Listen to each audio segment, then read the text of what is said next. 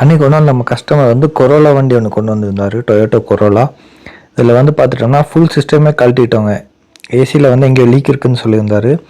Gas fill பண்ணி பார்த்துட்டோம், ஆனால் லீக் ஆகிடுது, என்னால் கண்டுபிடிக்கவே முடியல அப்படின்னு சொல்லியிருந்தார். ஸோ நாங்கள் சொல்லியிருந்தோம் ஃபுல் கிட்டே கழட்டி பார்த்துடலாம் அப்படின்னு சொல்லியிருந்தோங்க. நம்ம அந்த மாதிரி ஃபுல் கிட்ட கழட்டி பார்த்ததில் கூலிங் காயில், கம்ப்ரஸர், கண்டென்சர் எல்லாமே எடுத்துட்டோம். கூலிங் காயில் வந்து ஃபுல்லாக டஸ்ட் இருந்துச்சுங்க ஃப்ரெண்ட்ஸ்.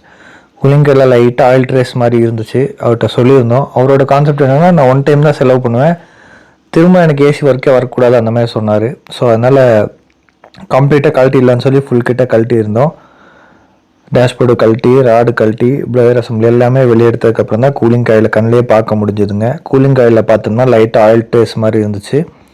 ஸோ இது எதுக்கும் கன்ஃபார்ம் பண்ணிடலான்னு சொல்லி ஃபுல் கிட்ட அசம்பிள் பண்ணி தண்ணிக்குள்ளே முக்கி பார்த்துடலாம், வாட்டரில் டிப் பண்ணி பார்த்துடலான்னு சொல்லிட்டு நாங்கள் தண்ணிக்குள்ளே போட்டு பார்த்ததில்ல, காயிலில் தான் லீக் இருக்குதுங்க. ஸோ கூலிங் காயில் லீக் இருக்குதுன்னு கன்ஃபார்ம் ஆனோன்னே நாங்கள் கஸ்டமருக்கு இன்ஃபார்ம் பண்ணோம்.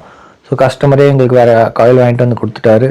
ஸோ நாங்கள் அதை நீட்டாக கம்ப்ளீட் பண்ணி கொடுத்துட்டோம். உங்களில் யாருக்காவது கோயம்புத்தூர் சரௌண்டிங்கில் கார் ஏசி சர்வீஸ் ஒர்க் பண்ணணும் அப்படின்றது இருந்துச்சுன்னா மறக்காமல் நம்மளை காண்டாக்ட் பண்ணுங்கள். நம்மளது எங்கே லொக்கேட் ஆகிருக்குன்னா, கணபதி ரூட்ஸ் கம்பெனி பக்கத்தில் பாரத் பெட்ரோல் பங்க் இருக்கும், அதுக்கு பேக் சைடுங்க.